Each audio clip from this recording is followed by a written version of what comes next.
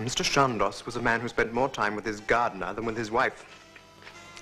They discussed plum trees ad nauseam. He gave his family and his tenants cause to dread September, for they were regaled with plums until their guts rumbled like thunder and their backsides ached from overuse. He built the chapel at Fovant, where the pew seats are of plumwood.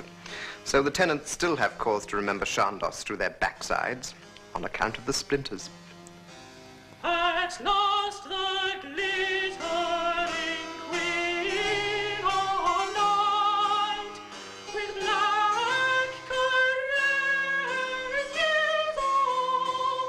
hills of the day. Some years ago, two gentlemen went back to Amsterdam, saying that all heaving here was just like home. There was so much water, so many ornamental ponds, so many canals, so many sinks and basins. There was even a wind pump. What they had not realized was my father had made his land into a pattern of reservoirs because he was terrified of fire. There was even a room under the front stairs that housed 200 buckets, all of them filled with water. I know, because whenever I was taken short, my brothers and I used to rush in there and use them. Those buckets were filled before my mother died. I expect them to be still there, with the same water of 30 years ago, I shouldn't wonder. Mixed with a little of myself, of course. I used to pee like a horse. I still do.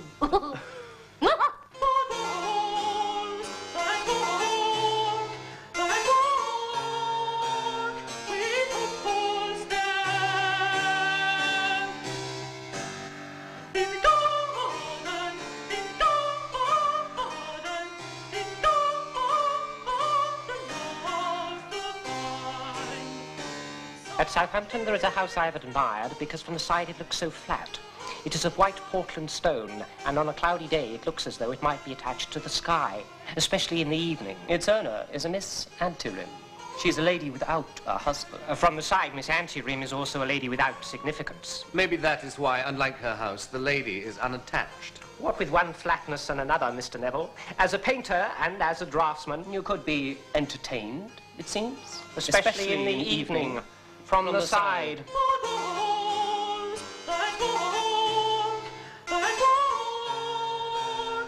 It is said that the Duc de Courcy invited his water mechanic to the top of an elaborate cascade he had built and asked him if he could build such a marvel for anyone else. The man, after offering various thanks and pleasantries, finally admitted that with sufficient patronage he probably could. The Duc de Courcy pushed him gently in the small of the back, and the wretched man plummeted to a watery death. Their hope to find success, they're sure to make. Now, Mr. Noyes, do you have a ribald piece of gossip for me? Madam, I'm here to fulfill a role as entertainer, so I'm sure that sooner or later I could find something for you. Then you are here on merit. A characteristic that the rest of the company does not share, being here merely to express confidence in one another's money. Madam, you are one of the company.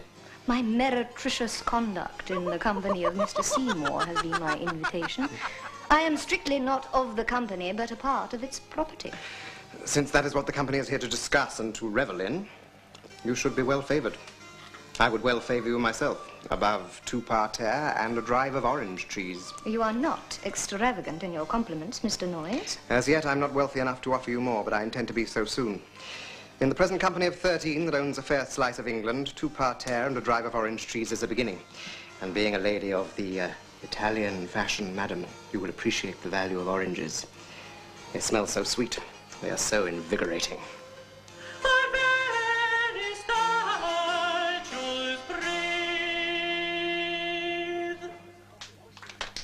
I think your father will ask Mr. Neville to draw the house. Why not improve Mr. Neville's chances and yours by inviting Mr. Neville yourself?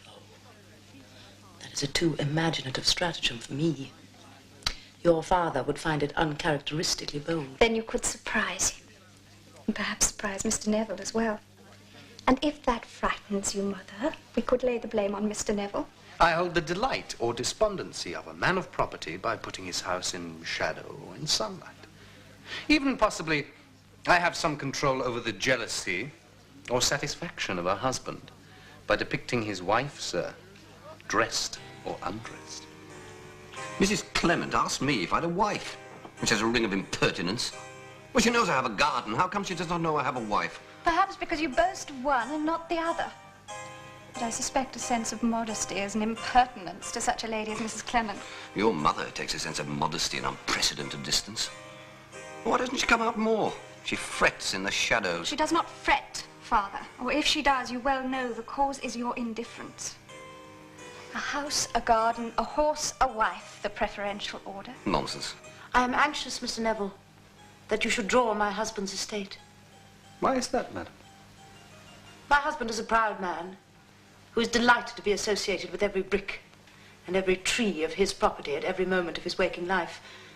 And no doubt in his dreams as well, though I have not been too well acquainted with his dreams since... Madam, with such an excellent relationship as your husband has with his property, he surely, having the real thing, does not need a copy.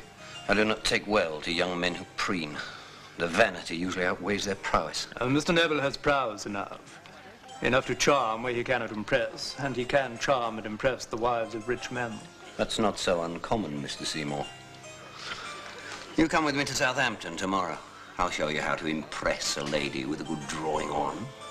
My father's property, Mr. Neville, is a little more forward than humble.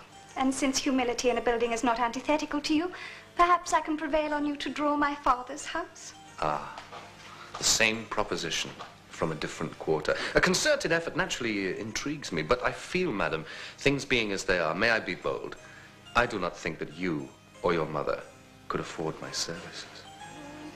Why not enjoy our patronage?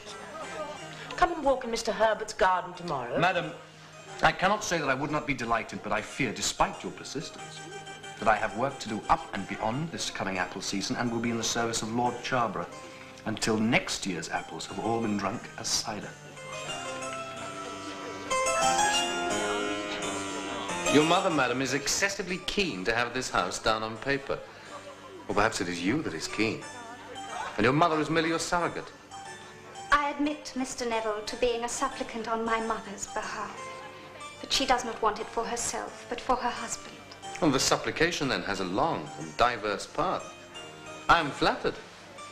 But may not Mr. Herbert himself do his own commissioning? The point of the exercise, Mr. Neville, is to avoid that one thing. You, Mr. Neville, are to be the instrument of a hopeful reconciliation. Mr. Neville, how can I persuade you to stay with us at Compton Anstey? You cannot, madam. But you can be bought, Mr. Neville. How much will it cost? More than you can afford, madam. But I must confess my prime reason is indolence. I increase my price in proportion to my expectation of pleasure. I do not expect great pleasure here, madam.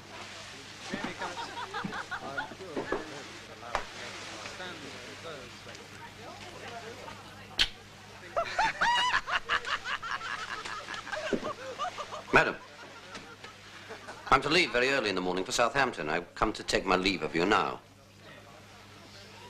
Do not order the hay to be cut. Do not leave the estate and do not drink my claret. And do not expect me back until I am ready, which at the very least will be 14 days. Good night, madam. I have decided that it is most important that you stay here to make for me 12 drawings of my husband's estate. My husband is to go to Southampton for at least 12 days. Will that be enough time for you? First, madam, you make a demand that suggests we have not discussed the proposition at all this evening. Second, you increase your demand by at least 12. Third, you add to the proposition a time limit. And fourth, you expect me to start at once. 4 factors, Mr. Neville, you have convinced us are well within your talents and capabilities. Your terms are exorbitant. So must mine be. She knows and she confesses too. There's then at last no more to do.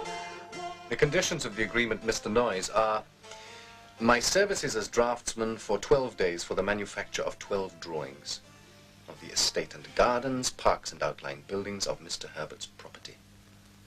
The sites for the 12 drawings to be chosen at my discretion, though advised by Mrs. Abbott. For which, Thomas, I am willing to pay £8 a drawing, to provide full board for Mr. Neville and his servant. And,